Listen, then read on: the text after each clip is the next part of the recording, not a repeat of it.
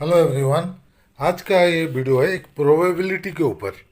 MC Singla case में अगर respondent का एडवोकेट नहीं आ रहा है, एडजर्नमेंट मांग रहा है, एब्सेंट रह रहा है, तो इस केस में क्या प्रोबेबिलिटी है। Will an ex parte judgment likely to be passed, ex parte judgment हो सकता है क्या, इसके बारे में आज का वीडियो में हम डिस्कस करेंगे। इसका पहले कि हम वीडियो शुरू करें, अगर आप अभी तक हमारा चैनल को सब्सक्राइब नहीं किए हैं तो प्लीज़ सब्सक्राइब कर दीजिएगा, ताकि आगे हम जो भी वीडियो बनाएंगे उसका जानकारी आपको मिलते रहेगा। चलिए शुरू करते हैं आज का वीडियो। ये देखिए, in the MC Singla pension of डसन case pending before the supreme court of India, if the next date is 25th February 2026 and it is reported that the respondent, including Indian Bank Association, may not appear, here is the practical legal position। अगर appear नहीं करता है तो क्या legal position हो सकता है। तो ये है, in supreme court practice immediate ex parte final judgment is uncommon, especially in a large policy matter like pension objection. ये सब केस में बहुत अनकॉमन है एक्सपर्टी जजमेंट देना। द कोर्ट जनरली कोर्ट क्या करते हैं ये सब केस में, first check whether proper notice was served. अगर नहीं वो अटेंड करें तो उनको नोटिस दिया गया कि नहीं, अटेंड नहीं किया बोल के। मैं grant a last opportunity to respondent, respondent को और एक चांस देंगे। मैं इम्पोज कॉस्ट पर नॉन अपीयरेंस आने के लिए कुछ फाइन लगा सकते हैं। मैं proceed to hear the petitioner argument in their absence, respondent नहीं तो उनका एब्सेंस में पिटिशनर्स का आर्गूमेंट सुनेंगे।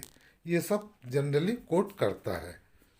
Only if notice has been properly served, expected कब होता है, several adjournment were already granted, बहुत सारा एडजर्नमेंट ग्रांटेड हो चुका है, and respondent deliberately avoid appearance, ये सब केस में हो सकता है ex parte judgment. Then the court can proceeds ex parte कर सकता है तब ये सब केस में।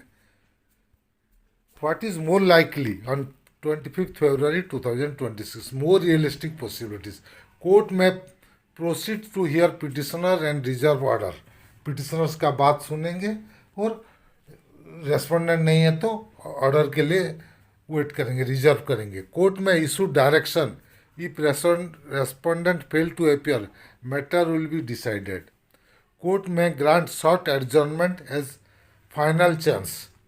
Direct final ex parte judgment on the same day is less common in complex financial matter, ये सब मैटर में डायरेक्ट एक्सपर्टी जजमेंट अनकॉमन है।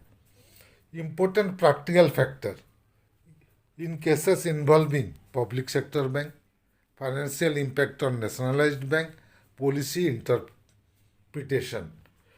The Supreme Court usually prefer hearing all sides before final order. Final order देने से पहले वो दोनों side से सभी से सुनना सुप्रीम कोर्ट प्रीफर करते हैं। So while ex parte proceeding are legally possible, state final pension objection order ex parte is not very likely on the first default of appearance का पहला डिफॉल्ट में इमीडिएटली नहीं देंगे एक्सपर्ट जज में, उनको पहले नोटिस दिया जाएगा, फाइन किया जाएगा, ये सब जो उनका जनरली प्रोसीजर है वो फॉलो करेंगे, उसके बाद जाके एक्सपर्ट जजमेंट दिया जाएगा। उसके बाद strategic angle, sometimes news that IVO will not appear means they may seek adjournment. IVO नहीं आएगा तो क्या हो सकता है, एडजर्नमेंट मांग सकते हैं, बाद में अटेंड करेंगे बोल सकते हैं। मैटर में not reach for hearing due to board position. Overall probability क्या है इसमें, एक्सपर्टेड का प्रोबेबिलिटी क्या है, practical view. Ex parte hearing possible है, पॉसिबल नहीं है, नहीं है। Immediate final ex parte judgment allowing pension objection, low probability, बहुत कम चांसेस है। Court giving last opportunity, more probable, जो रेस्पोंडेंट नहीं आ रहे उनको और चांस देगा, उस ज़्यादा चांसेस है। Full automatic pension objection order by court, कितना कितना परसेंट चांसेस है। Low to moderate, around 30 to 40% chances है ऑर्डर दे दे कोर्ट की पेंशन ऑब्जेक्शन करा जाए, ऑटोमेटिक पेंशन ऑब्जेक्शन होना चाहिए बोल के।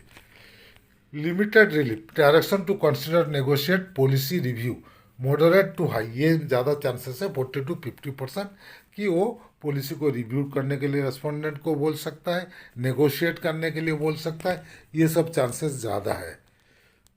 Third, petition dismiss on ground of policy domain, policy के लिए डिसमिस होने का चांस ऑल्सो पॉसिबल 30 to 35%, बहुत लेकिन बहुत लेस है, लो चांसेस है डिसमिस होने का। डिसमिस होता तो इतना दूर तक आर्ग्यूमेंट, इतना दूर तक केस नहीं बढ़ता, पहले से डिसमिस हो जाता है। So realistic chances are not extremely high, बहुत हाई नहीं है कि पेंशन ऑब्लिगेशन का रियलिस्टिक चांसेस, लेकिन but not negligible either, negligible भी नहीं है, मतलब मॉडरेट चांस है, नहीं है चांस नहीं, मॉडरेट चांस है हमारा पेंशन ऑब्लिगेशन के फेवर में जजमेंट आना। ये एक जस्ट प्रोबेबिलिटी जानने के लिए हम वीडियो बनाए, इंफॉर्मेशन के लिए बस, इसको डोंट टेक इट अदरवाइज, ये एक इन्फॉर्मेशन के लिए कितना कितना चांस है, क्या हो सकता है, इसीलिए ये वीडियो बनाया गया है। और दूसरा इम्पोर्टेंट न्यूज़ मैं आपको बताना चाहता हूँ, अभी सुनने को आ रहा है कि कोर्ट में जो है हमारा केस के पहले कुछ मिसलिनियस केसेस है, उसको पहले हियरिंग होगा, उसके बाद हमारा केस का हियरिंग होगा।